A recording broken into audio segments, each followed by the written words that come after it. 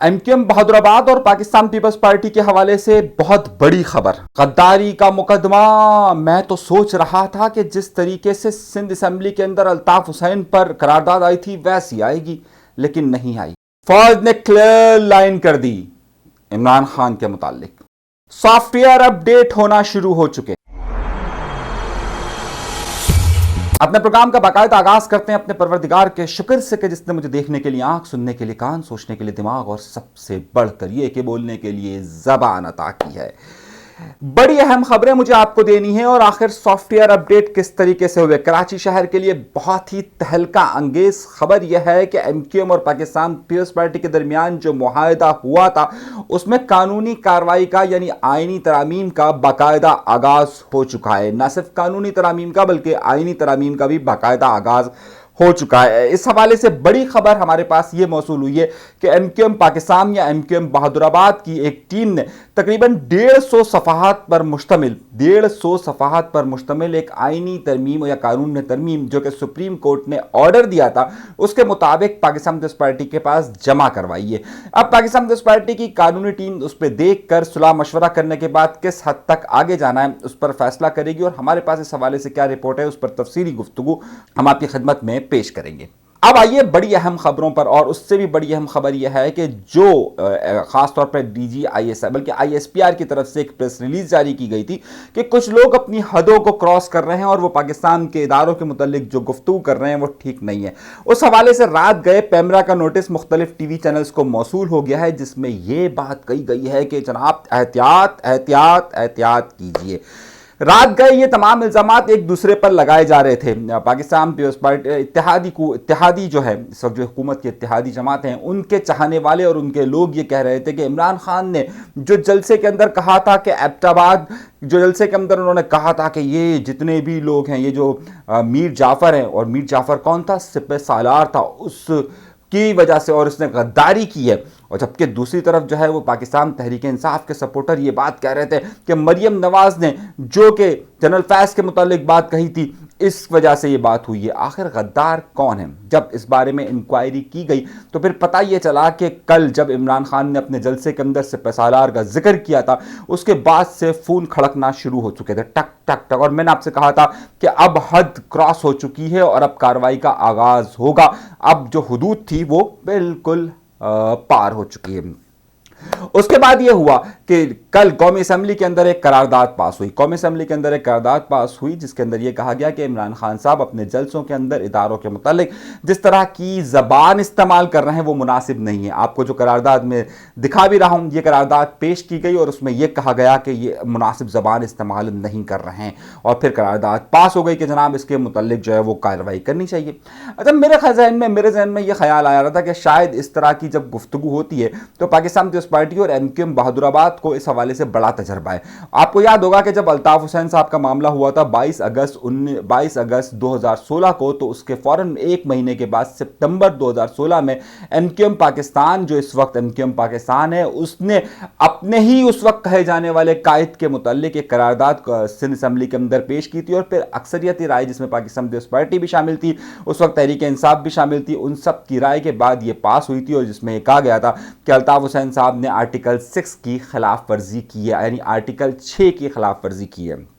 اب وہ ان کا بیان تھا، اس بیان پر کہا گیا، لیکن اب میں یہ سوچ رہا تھا کہ جس طریقے سے قومی اسمبلی کے اندر قرارداد آئی تو شاید ایم کیو ایم پاکستان بھی اپنا اسکور برابر کرتی یا اپنی روایت کو برقرار رکھتی اور عمران خان صاحب پہ کہتی جناب ان پر بھی آرٹیکل 6 کا مقدمہ درج کرنا چاہیے، انہوں نے بھی غداری کی ہے، لیکن ایسا نہیں ہو سکا۔ خیر، کیوں نہیں ہو سکا اس پر میں آگے چل کر آپ سے بات کرتا ہوں۔ اب آئیے اس اہم نقطے پر۔ اب یہ جو غداری کے سرٹیفکیٹس دیے جا رہے تھے کہ فلاں غدار ہے یا فلاں غدار ہے فلاں غدار ہے، اور اس کی ہم نے ہمیشہ مخالفت کی ہے، ان نعروں کی بنیاد پر کسی کو غدار نہیں کہنا چاہیے، لیکن عمران خان صاحب نے خود اس روایت کا آغاز کیا اور کہا کہ جو میرے نظریات کے ساتھ نہیں چلتا وہ غدار ہے۔ انہوں نے تمام نیوٹرل کو جانور قرار دیا، اور پھر جس طریقے سے وہ پاکستان کی فوج اور پاکستان کے متعلقہ اداروں، پاکستان کی عدالت اور ان سب کو جنہوں نے ان کا ساتھ نہیں دیا، ان سب کو جو غدار کے کٹہرے میں کھڑا کر رہے تھے، وہ بات وہاں پر اب مناسب نہیں سمجھی گئی۔ دیکھیے، ملک اور ریاست سے غداری اور کسی سیاسی جماعت سے کی حمایت نہ کرنا دو مختلف چیزیں، لیکن عمران خان صاحب اپنے بیانیے میں مسلسل اس بات کو ہٹ करते जा रहे थे, अब उसका नतीजा आना शुरू हो चुका है। जिस तरह मैंने आपसे कहा कि कौमी असेंबली के अंदर इस हवाले से करारदाद सामने आ चुकी है, पैमरा को नोटिस जारी कर दिया गया है और अब इमरान खान के खिलाफ मुमकिना तौर पर आर्टिकल 6 की भी कार्रवाई होगी। अब इमरान खान ने क्या सोचा है? इमरान खान साहब इस बारे में मुकम्मल तौर पर तैयार नजर आ रहे हैं और उनका ख्याल यह है कि इस हवाले से अगर कोई भी मामला होगा तो सख्त रद्द अमल दिया जाएगा। अब सख्त रद्द अमल से मुराद है कि लोग सड़कों पर निकलेंगे, लोग मुजाहरे करेंगे, लोग प्रोटेस्ट करेंगे। इस वक्त जब मैं आपसे गुफ्तगू कर रहा हूं, वक्त बज रहा है 10 बज रहे हैं और गवर्नर पंजाब का मामला चल रहा है। गवर्नर पंजाब को नोटिफिकेशन के जरिए ओहदे से हटा दिया गया है। सदर आरिफ अलवी साहब है, वो कह रहे हैं नहीं जी, गवर्नर साहब अपने ओहदे पर कायम रहेंगे। पुलिस की नफरी जो है गवर्नर हाउस के बाहर सारी रख दी गई है। गवर्नर जो इस वक्त चीमा साहब हैं, उनसे सिक्योरिटी वापस ले ली गई है। किस्सा बताने की वजह क्या है? किस्सा बताने की वजह यह है कि अगर ऐसे मामला होता तो इमरान खान अपने सपोर्टर्स को कम से कम अपने गवर्नर के लिए ज़रूर बाहर निकालते, लेकिन ऐसा नहीं निकाला गया।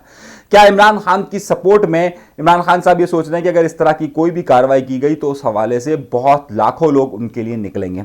देखिए, जब कभी भी जमातों पर बुरा वक्त आता है तो हमारे यहाँ अवाम सपोर्ट ज़रूर करते हैं, हमारे यहाँ अवाम वोट ज़रूर देते हैं, लेकिन हमारे यहाँ अवाम जो है वो एक मोहतात रवैया भी अपनाते हैं। तो अगर इमरान खान साहब ये समझते हैं कि उनके लिए अगर कोई मामला होगा और फौरी तौर पर कोई रद्द-ए-अमल आएगा तो शायद ये उस वक्त तक मुमकिन ना हो। अलबत्ता सोशल मीडिया पर बहुत ज़्यादा शोर शराबा होगा। किस्सा मुख्तसर तफसील बताने का मकसद आपको यह है कि जो करारदाद पास हुई वो करारदाद आर्टिकल 6 पर नहीं हुई, जबकि मेरी ख्याल था कि शायद ये आर्टिकल 6 तक ये मामला जाएगा, लेकिन ऐसा नहीं हुआ। दूसरी इतला जो मेरे पास आ रही है वो ये है कि ये जो प्रेस रिलीज आई है और ये तमाम मामला हैं, ये जो मरियम नवाज पर डाला जा रहा था मामला, या ये कहा जा रहा था कि शायद ISPR जो है वो मरियम नवाज के हवाले से ये बात कर रही है, नहीं जी। अब उन्होंने क्लियर कट ये कह दिया है कि सारी बातें इमरान खान साहब और इमरान खान साहब की जमात जो कुछ भी सोशल मीडिया पर जलसों के दौरान, मुख्तलिफ प्रोग्राम्स के दौरान जो गुफ्तगू पाकिस्तान के इदारों के मुतल्लिक कर रही है, उस पर शदीद तशवीश का इजहार किया गया है। अब आइए दूसरी बड़ी खबर की तरफ। दूसरी बड़ी खबर खास तौर पर जिसका ताल्लुक सिंध के साथ है और सिंध में बल्दियाती इलेक्शन के पहले मरहले के हवाले से कागजात नामजदगी जमा करवाने का सिलसिला शुरू हो चुका है। 4 डिवीजन 14 डिस्ट्रिक्ट के अंदर इलेक्शन शुरू हो रहे हैं। 26 जून को इलेक्शन होगा और कागजात नामजदगी का सिलसिला शुरू हो चुका है। जबकि दूसरी तरफ जो बात कही जा रही थी कि सिंध में बल्दियाती इलेक्शन है और बल्दियाती इलेक्शन पर बहुत शदीद रद्द-ए-अमल जाहिर किया गया था तमाम सियासी जमातों के हवाले से, जो तरामीम पाकिस्तान पीपल्स पार्टी ने की थी, उसमें जमात इस्लामी ने अपना एक बड़ा लंबा धरना दिया था, पाक सरजमीन पार्टी ने धरना दिया, MQM ने एक रैली निकाली थी जो वजीर आला हाउस तक गई थी, जहां पर उनके कारकुन भी जहां बाग हुए और फिर बड़ा ही इसमें शदीद रिएक्शन आया। पाकिस्तान पीपल्स पार्टी की हुकूमत, सूबाई हुकूमत ने उस वक्त जमात इस्लामी के साथ एक मुआहिदा किया, PSP के साथ एक मुआहिदा किया, लेकिन ये मुआहिदे किसी हतमी शक्ल पर अमली तौर पर ये सामने नहीं आ सके। अब दूसरी तरफ जो है फिर उसके बाद सुप्रीम कोर्ट ने एक फैसला दिया। सुप्रीम कोर्ट के फैसले पर MQM पाकिस्तान या MQM बहादुराबाद ने जश्न बनाया, उन्होंने हाई कोर्ट में पिटीशन भी दी। ये सारा सिलसिला चलता रहा और फिर तहरीक अदम एतमाद आ गई। तहरीक अदम एतमाद में MQM ने जहां अपने लिए वजारतें मांगी, अपने लिए गवर्नरशिप का ओहदा मांगा, वहीं पर MQM ने यह भी कहा कि इस मामले को सुप्रीम कोर्ट के फैसले की रोशनी में मामलात को हल किया जाए। उस हवाले से बिलावल भुट्टो जरदारी ने यह स्टेटमेंट दिया कि जनाब ये बात बिल्कुल ठीक है।